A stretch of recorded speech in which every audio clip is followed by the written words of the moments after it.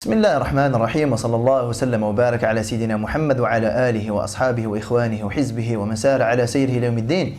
اللهم اجعل جمعنا هذا جمعا مباركا مرحوما واجعل تفرقنا من بعده سالما معصوما ولا تجعل فينا ولا منا ولا معنا شقيا ولا محروما. اللهم أخرجنا من ظلمات الوهم وأكرمنا بنور الفهم وحسن أخلاقنا بالحلم واجعلنا هداة مهديين غير ضالين ولا مضلين. Nous sommes toujours dans cette 10e année de l'islam. On avait dit dans un précédent épisode que c'était une année riche en événements, que c'était une année capitale qui marque un tournant dans la vie du prophète sallallahu alayhi wa sallam. Et par conséquent, un tournant dans la vie de l'islam, tout simplement. C'est l'année qui a marqué la fin de l'embargo. C'est pendant cette année-là que Khadija elle est décédée. C'est l'année du décès de Abu Talib. C'est l'année de la sortie du prophète sallallahu alayhi wa sallam à Taïf avec le mauvais accueil qui lui a été réservé, avec les conséquences de cette sortie. L'islam de l'djinn, c'est quand même un événement, subhanallah. Quand on sait que le djinn, c'est la moitié de ceux à qui l'islam s'adresse, ils viennent comme ça, ils se convertissent sans que le Nabi sallallahu alayhi wa sallam aille à leur rencontre. C'est Allah Ta'ala qui les a fait venir et qui se transforment instantanément en ambassadeurs. C'est comme s'ils avaient déchargé le Nabi sallallahu alayhi wa sallam et qu'ils avaient allégé et soulagé le Nabi sallallahu alayhi wa sallam de ce poids-là. C'est comme s'ils voulaient lui dire, occupe-toi des humains, c'est bon, on croit en toi. En gros, les djinns, c'est sur notre responsabilité à nous. Karama, c'est un honneur de la part d'Allah subhanahu wa ta'ala. Donc ce n'est pas un événement anodin. On arrive aujourd'hui à l'événement principal de cette année-là. On peut même dire que c'est un des événements majeurs de toute la période mécoise et on ne serait pas loin de la vérité si on disait que c'est l'un des événements majeurs de toute sa vie sallallahu alayhi wa sallam. C'est l'épisode de l'Isra et le Mi'raj, le voyage et l'ascension nocturne. Alors cet événement-là, tellement il est important, il va, alhamdoulilah, durer aujourd'hui cet épisode-là et encore quelques épisodes à venir, Inch'Allah Ta'ala. Mais aujourd'hui, on ne va pas rentrer dans le vif du sujet. Le voyage en lui-même, l'arrivée à Al-Aqsa, ensuite l'ascension sur les 7 cieux, les rencontres que le Nabi sallallahu alayhi wa sallam il a faites, les choses qu'il a pu voir, les bienfaits qu'Allah Ta'ala lui a accordés. Non, aujourd'hui on ne va pas parler de ça. On va plutôt parler de l'Isra ou le Mi'raj en tant que généralité, en tant que miracle. En tant que miracle flagrant, l'un des plus grands miracles que le Nabi sallallahu alayhi wa sallam a vécu et que Allah Ta'ala lui a fait réaliser. Pour nous poser une question principale. Quel est l'intérêt pour lequel Allah subhanahu wa ta'ala fait vivre des miracles à ses prophètes alayhimu salatu wa salam? De façon générale, alhamdoulilah, quand on parcourt le Coran, des miracles, il y en a eu. Chaque prophète a eu quand même quelque chose d'extraordinaire. Pourquoi? Dans quelle finalité? Il y en a plusieurs. On va aujourd'hui, Inch'Allah, aborder quelques-unes des finalités. À travers le vécu, l'histoire de Sidna Ibrahim alayhi salam et le vécu de Sidna Moussa alayhi salam pour finalement arriver à l'Isra ou le Mi'raj. Sidna Ibrahim alayhi salam, lorsqu'on lit un peu son histoire, un peu dans la fin de Surat al-Baqarah, il a clairement demandé un miracle. Nabi sallallahu alayhi wa sallam n'a jamais demandé un miracle. Allah Ta'ala le lui a accordé sans que lui, il le demande. Sidna Ibrahim salam, il l'a demandé, il a verbalisé. Tout comme Sidna Moussa alayhi salam. Sidna Ibrahim, qu'est-ce qu'il dit alayhi salam? Rabbi, arini kayfa tuhyi al-mawta. Oh mon Seigneur, montre-moi comment tu ressuscites les morts. C'est une demande qui vient d'être verbalisée. Pourquoi? Sidna Ibrahim salam, il nous dit pourquoi. Mais regardez, je ne sais pas vous, mais moi la première fois où j'ai lu ça, Ibrahim salam qui demande à Allah subhanahu wa ta'ala de lui montrer clairement, visuellement, physiquement, comment il ressuscite les morts, ça a suscité chez moi des interrogations. Pourquoi Ibrahim salam il demande ça, subhanallah? C'est quand même un prophète, il reçoit le wahi. Le wahi, c'est une certitude. Pourquoi il demande ça? Et comme si Allah subhanahu wa ta'ala savait pertinemment que nous les humains, les faibles que nous sommes, si on lisait ça, forcément ça allait traverser nos esprits. Allah Ta'ala a verbalisé notre interrogation lui-même, Jalla wa Ala, en l'orientant vers Ibrahim alayhi salam.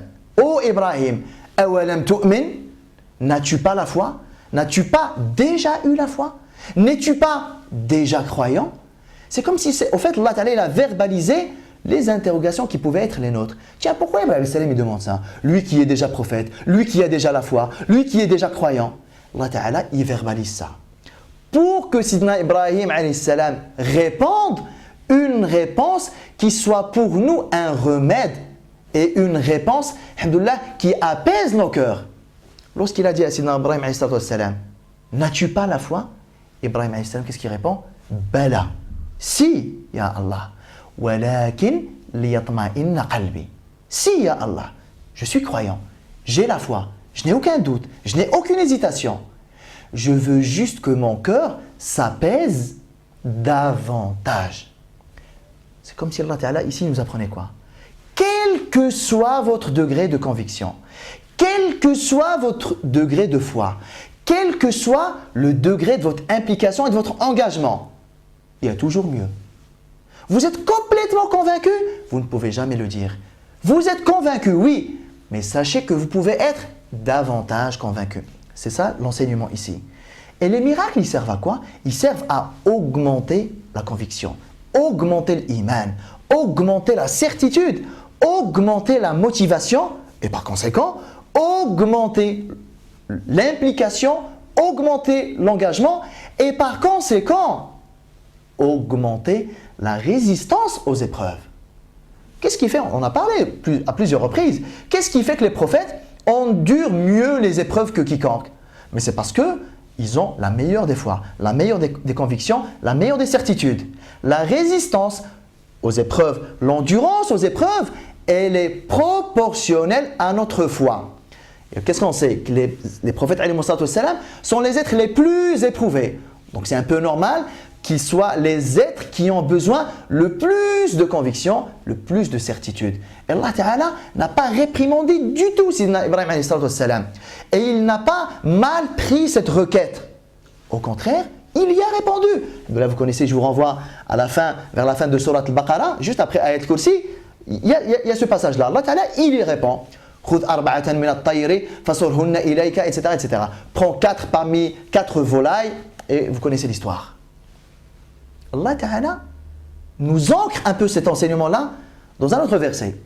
Allah Ta'ala, qu'est-ce qu'il nous dit? Toujours au sujet de Sidna Ibrahim alayhi salam. Donc on a dit que les miracles, ils avaient pour premier objectif augmenter la foi, augmenter la conviction et apaiser davantage les cœurs. Même les prophètes. Parce qu'il y en a, qu'est-ce qu'ils disent? À la limite que moi, le croyant, monsieur tout le monde, que moi, j'ai besoin davantage de iman, davantage de certitude, davantage de conviction, on peut le comprendre. Nous sommes des pécheurs, nous sommes des gens, des oublieurs, nous sommes des insoucieux, des insouciants. À la limite, ça, je peux le comprendre. Mais pour un prophète? Oui, même pour un prophète. Parce que la conviction, elle peut toujours augmenter. Donc il y a ce premier intérêt, augmenter la conviction. Allah subhanahu wa ta'ala, regardez ce qu'il nous montre à travers l'histoire de Sidna Ibrahim alayhi salam dans un autre verset. وكذلك نري إبراهيم ملكوت السماوات والأرض وليكون من الموقنين. C'est ainsi que nous avons fait voir réellement. Nous avons fait voir à Sidna Ibrahim alayhi salam ملكوت السماوات والأرض, le royaume des cieux et de la terre. وليكون من الموقنين, pour qu'il devienne ainsi du nombre des certains. Est-ce que ça veut dire qu'il ne l'était pas? Si, il l'était, alayhi salam. Mais c'est pour qu'il le devienne encore plus. Mais quelle est la finalité de ça? On sait que Sidna Ibrahim salam, Allah Ta'ala lui a accordé ces miracles-là, le fait de lui faire voir des choses qui normalement relèvent de l'invisible. Bien sûr, ça a augmenté sa foi, sa conviction, sa motivation, mais c'est parce que derrière, Sidna Ibrahim salam allait vivre une vie éprouvante. وَإِذِ ابْتَلَى إِبْرَاهِيمَ رَبُّهُ بِكَلِمَاتٍ فَأَتَمَّهُنْ. Allah subhanahu wa ta'ala, qu'est-ce qu'il nous dit? Allah ta'ala a éprouvé Sidna Ibrahim alayhi salam avec des épreuves inimaginables pour nous. Ne serait-ce que l'épreuve, bien sûr il y a l'épreuve d'être jeté dans le feu. C'est vrai que quand on lit l'histoire de Sidna Ibrahim alayhi salam, on dit « Ah oui, subhanallah, il a quand même connu de sacrées épreuves, l'épreuve d'être jeté dans le feu. » Mais ça, ce n'est pas la pire des épreuves. La pire des épreuves, vous savez, c'est laquelle pour Sidna Ibrahim alayhi salam? C'est de devoir immoler ce fils qu'il a longtemps sollicité, longtemps demandé à Allah subhanahu wa ta'ala, lui qui est un vieil homme, sa femme qui est stérile. Maintenant qu'Allah ta'ala lui a accordé cet enfant-là, et plusieurs années plus tard, Allah ta'ala lui demande de tout simplement l'immoler. Mais quelle épreuve, subhanallah. Allah ta'ala, il a même qualifié ça, « Inna hadha lahuwa al-bala'u al-azim, wa fadaynahu bi dhibhin azim » Vous comprenez que pour supporter ces épreuves-là, supporter d'être jeté dans le feu, supporter le fait d'être chassé par tout le monde, le fait d'être dénigré par tout le monde, le fait d'être insulté par tout le monde, le fait de devoir fuir tout le monde, le fait de devoir immoler son propre fils, pour surmonter ces épreuves-là, il faut une foi et une certitude digne de quoi? Digne des prophètes, subhanallah. Donc le deuxième intérêt des miracles, c'est comme si Allah subhanahu wa ta'ala, Allah ta'ala a prévu dans sa science que ces prophètes, ils allaient leur faire vivre des épreuves incroyables. Mais Allah subhanahu wa ta'ala n'abandonne pas ses bien-aimés comme ça. C'est pas juste, Allah ta'ala a décidé de les éprouver, il les éprouve. Il a décidé de les éprouver, certes, mais il a décidé subhanahu wa ta'ala de les équiper de telle sorte à ce qu'ils puissent surmonter ces épreuves. Et ces équipements-là, c'est quoi? C'est juste une foi exceptionnelle, une conviction et une certitude exceptionnelle qui s'acquièrent par l'wahi, certes, mais qui s'acquièrent aussi par de vrais faits sensoriels, par l'ouïe, par la vue, par le toucher, etc. Donc le deuxième intérêt des miracles, c'est de préparer les prophètes à être mieux pour endurer les épreuves qui les attendent. Sidna Moussa alayhi salam, c'est un peu la même chose. Sidna Moussa alayhi salam, Allah Ta'ala, il a décidé de l'envoyer à Pharaon. Je ne sais pas, est-ce que vous êtes d'accord avec moi, mais lorsqu'on connaît le personnage de Pharaon, le despote qu'il était, le tyran qu'il était, l'irraisonnable qu'il était, l'orgueilleux qu'il était. Ana rabbukumul a'la, je suis votre Seigneur le plus élevé. Lorsqu'on connaît un peu le personnage, aller juste se dresser devant lui et lui toucher deux mots pour lui dire « Pharaon, arrête tes bêtises », rien que ça, vous êtes d'accord, c'est une épreuve. D'autant plus qu'on sait qu'il a un vieux compte à régler avec Sidna Moussa alayhi salam. Comme il dit, Sidna Moussa alayhi salam, il dit ça à Allah subhanahu wa ta'ala « Wa lahum alayya dhanbun » Il me reproche un crime. J'ai peur qu'il me tue. Parce que vous connaissez l'histoire. Donc Allah subhanahu wa ta'ala, il a envoyé Sidna Moussa alayhi salam à Pharaon, qui est une très grande épreuve. Faire face à celui qui prétend être le divin actuel. Sidna Moussa alayhi salam, au moment-là, Allah Ta'ala, il est sensible à sa condition. Il sait que Sidna Moussa alayhi salam va éprouver des difficultés dans cette mission-là. Allah Ta'ala, pour le préparer à ça, qu'est-ce qu'il lui fait faire? Il lui fait réaliser des miracles. Moussa, que tiens-tu dans ta main droite? Moussa alayhi salam, qu'est-ce qu'il répond? C'est mon bâton sur lequel je m'appuie, avec lequel je ramène un peu mes brebis, mes moutons, lorsqu'ils s'éparpillent un peu. Allah Ta'ala lui dit, jette ton bâton pour voir. Sidna Moussa alayhi salam, il jette le bâton. فَإِذَا هِيَ حَيَّةٌ تَسْعَى. Subhanallah. C'est visuel, c'est palpable par les sens. Allah subhanahu wa ta'ala, il aurait pu révéler à Sidna Moussa alayhi salam. Moussa, juste par révélation, Allah ta'ala aurait pu dire à Moussa alayhi salam, t'inquiète pas, ton bâton va se transformer en serpent, ne t'inquiète surtout pas, je suis avec toi, ne t'inquiète pas, ne t'inquiète pas, ne t'inquiète pas. Ça aurait été suffisant ou pas? Le wahi, il a force de certitude chez les prophètes. Mais Allah ta'ala a rajouté à l'wahi la perception réelle et visuelle. Moussa alayhi salam a vu de ses propres yeux son propre bâton se transformer en serpent. Allah ta'ala, qu'est-ce qu'il lui a dit? Khudha ou la takhaf, sanu'iduha sirataha al-ula. Reprends ton bâton, ne t'inquiète pas. Au moment où tu voudras le prendre, il va revenir dans son état initial, celui de bâton. Sors ta main d'en dessous de ton aisselle, tu vas voir qu'elle va devenir toute blanche.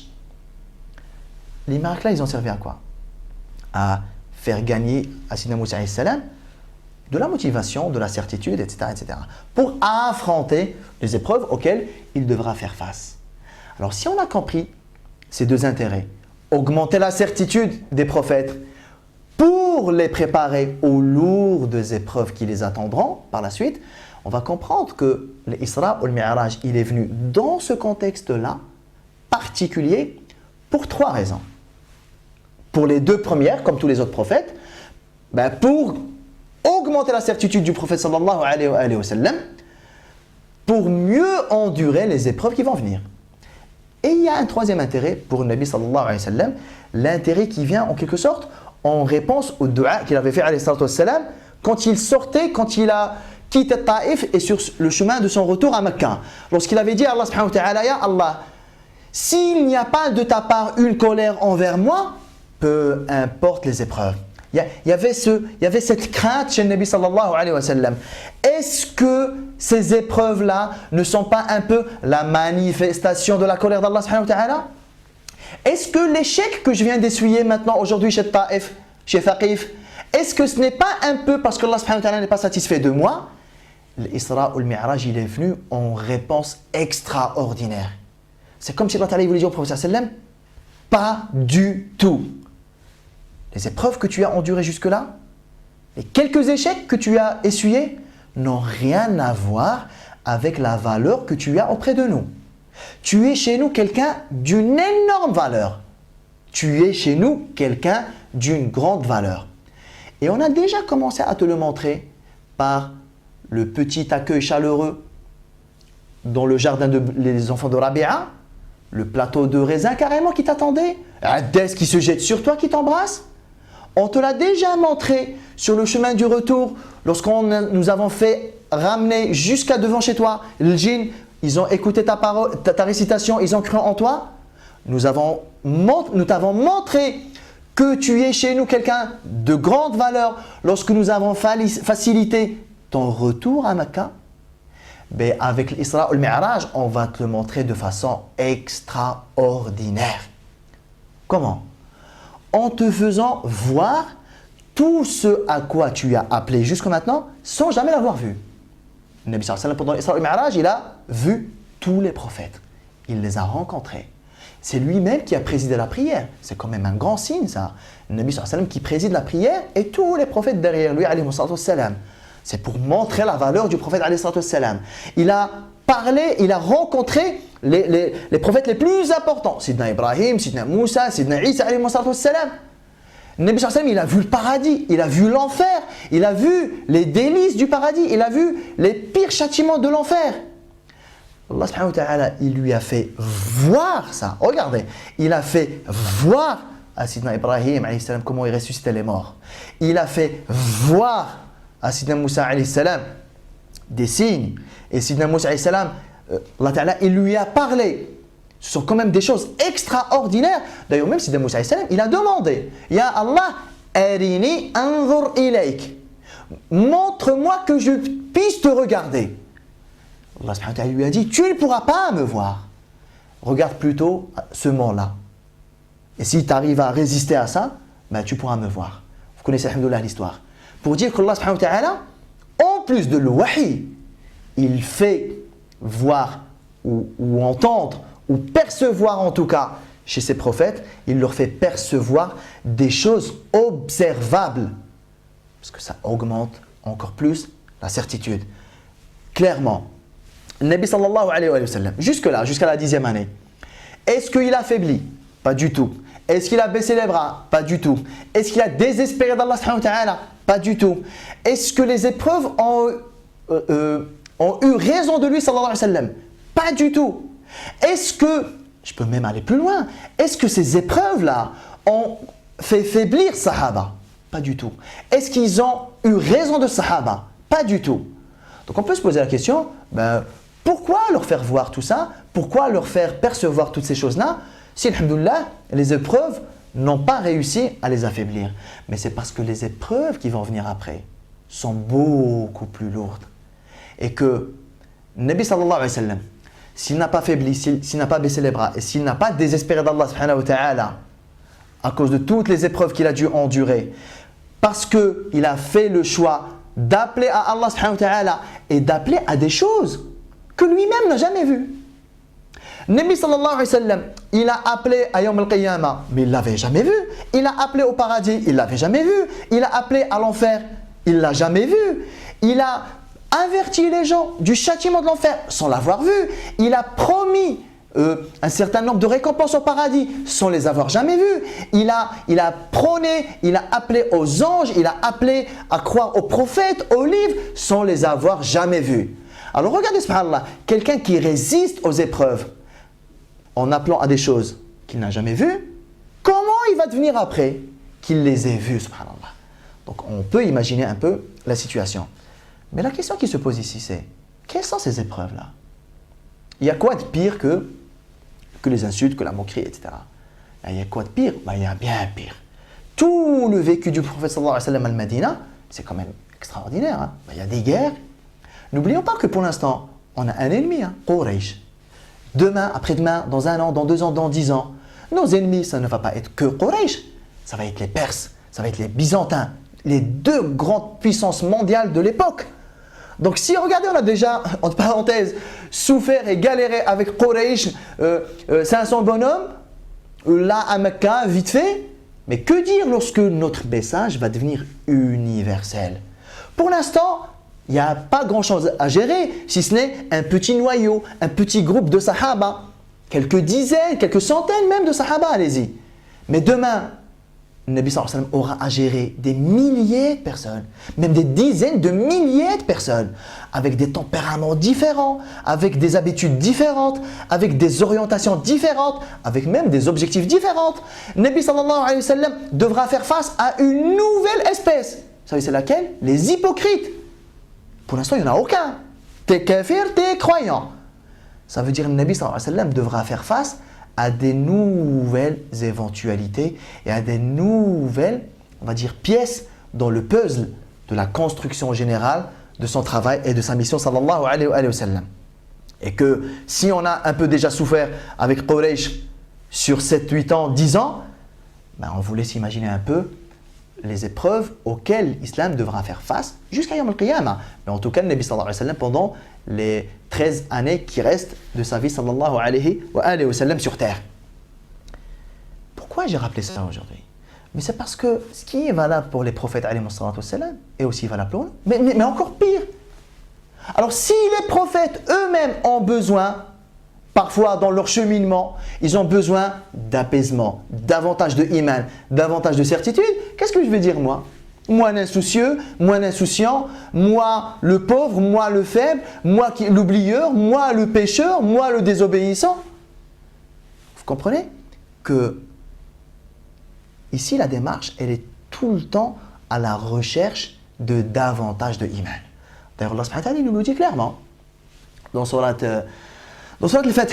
C'est lui, Allah subhanahu wa ta'ala, qui a fait descendre sur les croyants, quoi? Ar-Rahma, Sakina, la quiétude, la sérénité. Pourquoi? Liyazdadu imanan ma'a imanihim. Pour qu'ils acquièrent davantage de iman. À côté du iman qu'ils ont déjà. Donc ici, l'idée c'est quoi? C'est que, nous sommes des gens faibles, nous sommes des gens complètement faibles, encore plus faibles que Sahaba, encore plus faibles donc que les Anbiya et les prophètes et les messagers sallallahu alayhi wa sallam. Ça veut dire, des fois on a besoin d'un petit encouragement. Ya Allah, apaise mon cœur. Ya Allah, fais-moi voir, fais-moi entendre, fais-moi vivre des choses qui vont m'affermir dans ma foi. Ya Allah, fais-moi vivre, fais-moi entendre, fais-moi côtoyer, fais-moi fréquenter, fais-moi ce que tu veux, Allah. Mais en tout cas, Ya Allah, augmente ma foi. Ya Allah, augmente ma certitude. Ya Allah, augmente ma motivation. J'en ai besoin. Ce n'est pas que je doute, Ya Allah. Ce n'est pas que j'hésite. Ce n'est pas que je désespère.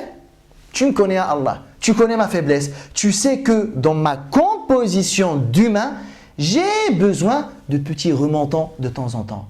Ya Allah, dans ma composition d'humain de faible que je suis, de temps en temps, j'ai besoin d'un petit coup de pouce. J'ai besoin d'un petit coup d'aide qui va, alhamdoulilah, augmenter ma foi, ma certitude, donc mon engagement, donc ma résistance aux épreuves, donc mon endurance. Et ces moments de l'iman, Allah subhanahu wa ta'ala, il nous a clairement incité à les rechercher. Les cercles de dhikr, elles ont aussi pour but augmenter notre iman, donc notre certitude. Mais il n'y a carrément pas de mal à demander. Sidna Ibrahim alayhi salam, il a carrément formulé la demande. Ya Allah, montre-moi ce qui va me permettre d'être encore plus ferme dans mon cheminement envers toi.